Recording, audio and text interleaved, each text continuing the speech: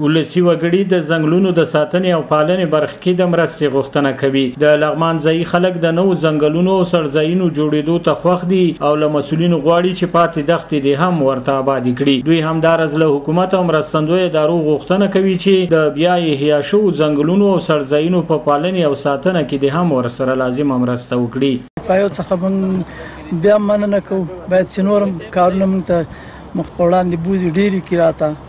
او دلته موږ ته باغونه جوړ کړي چې موږ دغه ځوانان چې موږ دغه د کاري نیرو چې موږ ځي خارج ته په ځنګلو کې په دریابو کې غر کېږي. د اشر په ډول لګیا یي دغلته دا بوټي مو اوبه کوو، هره ورځ دا بوټي 2-3 پیرې موږ اوبه کوو. چې 2-3 پیرې اوبه نه کړو نو موږ نه دغه بوټي اوبه کېږي او دا ځای د موږ خرابېږي.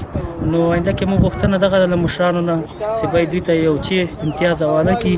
دلته د ملګرو ملتونو د خوړو او کرنې یا FAO ادارې د GFO په مالی ملاتړ د ځنګلونو او سرځایونو د احیا او جوړونې برخه کې د مرکز مهترلام په ګډون په 2 ولسوالیو کې د 8 شوراګانو پر مټ په 6 کلونو کې په 15000 هکتار ځمکه د ځنګلونو او 11000 هکتار ځمکه د سرځایونو د جوړولو تابع کړې ده چې په تیرو 2 کلونو کې په دغه ولایت کې په 1200 هکتار ځمکه مصنوعي ځنګلونه جوړ کړي دي.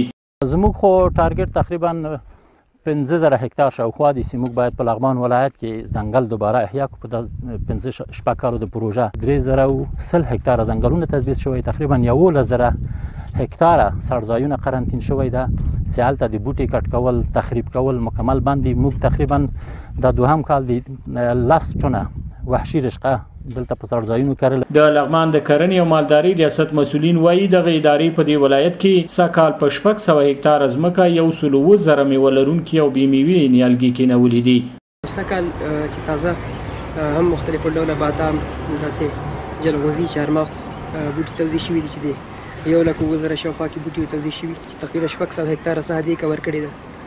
او په ضمن کې موږ د طریقه په لغمان ولایت کې د 214 کیلوګرامه د بادامو خوري جوړې شوي دي چې تقریبا 2 لکه په شاوخوا کې نهال به تولیدېږي. هغه به همدې کال کې پیوندېږي او روان کال ته به ساحې ته مستقیما انتقالېږي او ساحه کې به کرل کېږي. دلته د نوو ځنګلونو د اوبخور سیستم لپاره هم په یو شمېر سیمو کې د اوبو ذخیرې او د لیک سیستمونه جوړ شوي او په ځینو سیمو کې د جوړېدو تابع شته.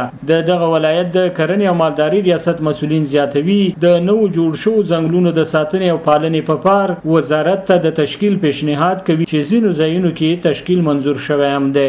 هغه ولسوالۍ دلته د بیرې ځنګلونه ایجاد شوي دي، نو د هغې لپاره خاص دولت یو مدیریت ورکړی چې د بیرې د ځنګلونو د ساتنې او د هغې د انکشاف لپاره هغه کار کوي. برحاله 2 کاله کېږي هغه مدیریت کار کوي. دا چې GF7 دلته کار کوي په کرغیو، الیشنګ او همداسې مهترلام کې، نو موږ پلان لرو چې آینده کې دغه پروژې چې خلاصېږي د دې نه مخکې به موږ ورته وزارت ته پیشنهادونه کړي چې د دغې پروژې د کارونو د ساتنې لپاره لا انکشاف لپاره دلته خاص تشکیل موږ ته راولېږي او مامورین اوسېږي چې دغه فعالیتونه تخریب نشي، خراب نشي. د مسؤلینو د معلوماتو له مخې د بدیل معیشت پروګرام له مخې پر کروندګرو او مالدارانو بیا په دغه ولایت کې د FAO ادارې لخوا د ممپلیو تخمونه، د شیدو د پروسس کیټونه، د ځنګلونو د پریکون د مخنیوي په موخه نغري ویشل شوي او د څارویو لپاره یې غوجلې هم جوړې کړي دي. نه یوازې د ملګرو ملتونو د خوړو او کرنې ادارې له لوري بلکې په دې ورسیو کې په ختیځ ولایتونو کې د بیلابیلو ادارو او د کرنې ریاستونو له لوري د ځنګلونو د احیا او مصنوعي ځنګلونو د جوړولو په برخه کې